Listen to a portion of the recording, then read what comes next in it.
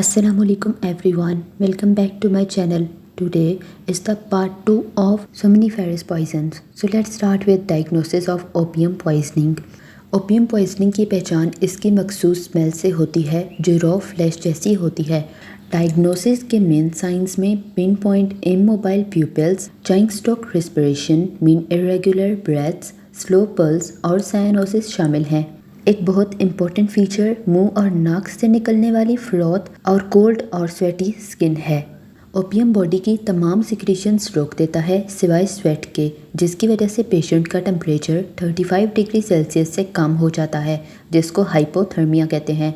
Now differential diagnosis, brain and metabolic tissues. Opium poisoning को दूसरी condition से distinguish करना ज़रूरी है।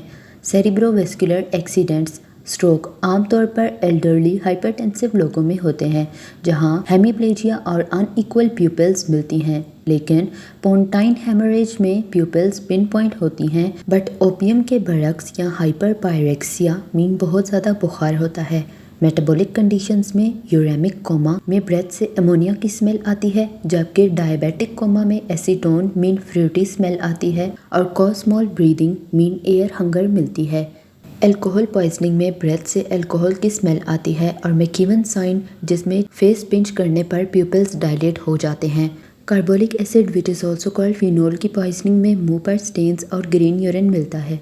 ऑर्गेनोफॉस्फोरस पॉइजनिंग में ब्रेथ से गार्लिक या केरोसिन की स्मेल आती है और प्यूपिल्स कंस्ट्रिक्ट, मगर मस्क्रीनिक इफेक्ट मीन ज़्यादा सिक्रीशंस हो रही होती हैं।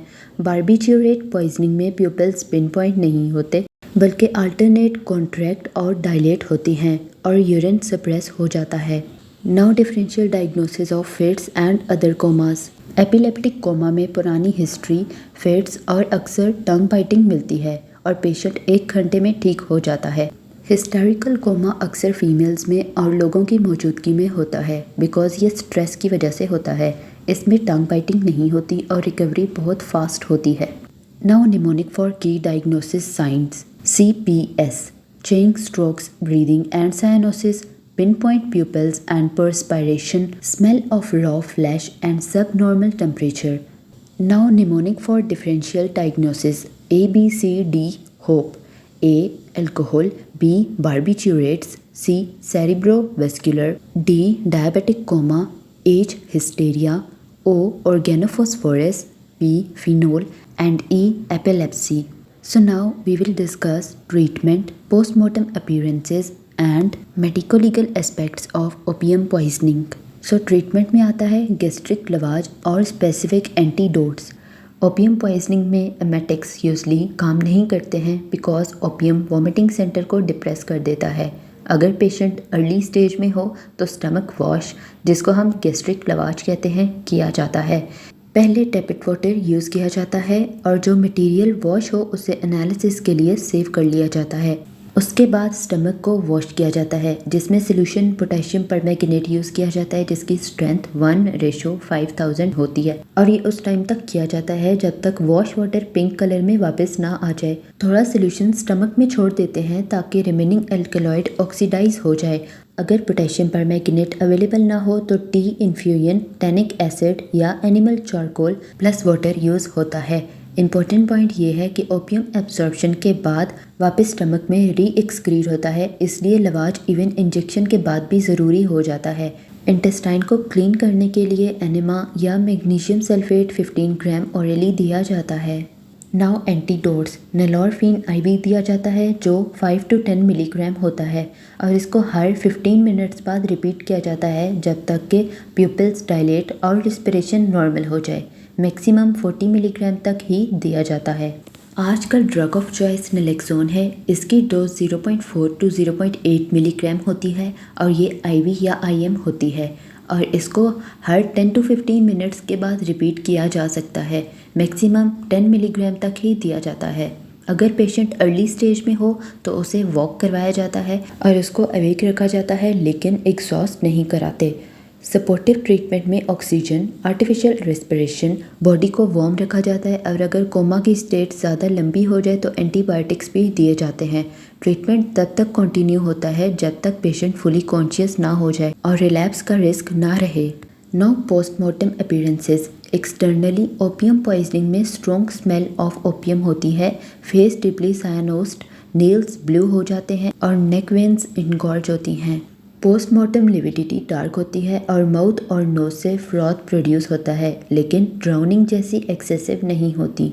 इंटरनली स्टमक में सॉफ्ट ब्राउन ओपियम लम्प्स मिल सकते हैं।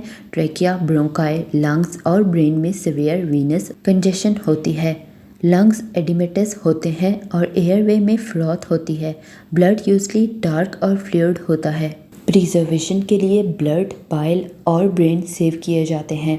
Now medico legal aspects. Opium poisoning में मोस्ट कॉमन मैनर सुसाइड होता है क्योंकि ये ड्रग इजीली अवेलेबल है और डेथ पेनलेस होती है। होमिसाइड रेयर होता है क्योंकि इसका बिटर टेस्ट, ब्लैक कलर और स्ट्रॉन्ग स्मेल होती है, जिसकी वजह से ये इजीली डिटेक्ट हो जाता है। इन्फेंटिसाइड भी कभी कभी होता है जिसमें मदर ओपियम स्मीयर करके निपल से इन्फेंट को एक्सपोज कर देती है। एक्सीडेंटल पॉइजनिंग चिल्ड्रन में होता है जब उनको सिडेट करने के लिए ओवरडोज दिया जाए। कभी कभी क्राइम से पहले नर्व स्टेडी करने के लिए ओपियम यूज़ होता है और रेयर केसेस में एनिमल्स जिसमें हॉर्सेस या कैटल में भी मिसयूज़ होता है। ओपियम एडिक्शन का मेजर इशू होता है और हेरोइन सबसे डेंजरस फॉर्म है। Now there are some mnemonics. Mnemonic for gastric lavage PAT, potassium permanganate, pink water, animal charcoal which is alternative, and tannic acid or tea. Then mnemonic for antidote criteria: DAR, DER, D, dilated pupils, A, aroused patient, R, respiration becomes normal. Mnemonic for post-mortem signs: scalp, smell of opium, cyanosis, asphyxia signs, lumps in stomach, pink wash, and perspiration evidence. So that was the part 2 of somniferous poisons. If this helped you, please like, share and subscribe. Thank you.